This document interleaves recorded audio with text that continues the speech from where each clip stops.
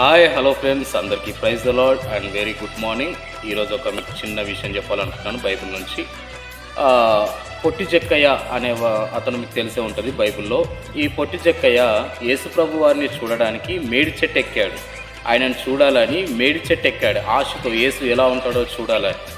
అయితే యేసుప్రభు వారు ఇది ఎరిగి పొట్టి చెక్కయ్య తనను చూడగోరాలనుకుంటున్నాడని తన మనసులో అనుకున్నది యేసుప్రభు వారు ఎరిగి ఆ మేడి చెట్టు దగ్గరకు వచ్చి పైకి చూసి, జక్కయ్య నువ్వు చెట్టు దిగిరా, నేడే నీ ఇంటికి రక్షణ వచ్చింది అని అన్నాడు. పొట్టి జక్కయ్య గారు మేడి చెట్టు దిగి వచ్చారు, ఆయన రక్షణ పొందుకున్నాడు. సరే, దీని ద్వారా మనం తెలుసుకోవాల్సింది ఏంటంటే, పొట్టి జక్కయ్యతో యేసుప్రభు వారు నేడే నీ ఇంటికి రక్షణ వచ్చింది దిగిరా అన్నాడు మేడి చెట్టుని.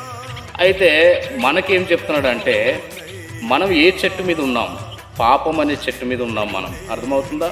ఆ పాపం అనే చెట్టు మీద ఉన్నప్పుడు ప్రభువారు నీతో నాతో కూడా అంటున్నాడు, నాన్న మై సన్, నువ్వు ఆ పాపమును విడిచి ఆ పాపం అనే చెట్టు దిగి నా దగ్గరకు వస్తే నేను నీకు రక్షణ ఇస్తాను, నా మనశ్శాంతిని నీకు ఇస్తాను అని అంటున్నాడు.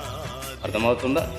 సో పాపం అనే చెట్టును మనం దిగి మన తండ్రి అయిన యావే పరిశుద్ధతను మనం అందరం పొందుకోవాలని ఒక చిన్న మెసేజ్ ఇది. ఓకేనా? May God bless you. Bye bye.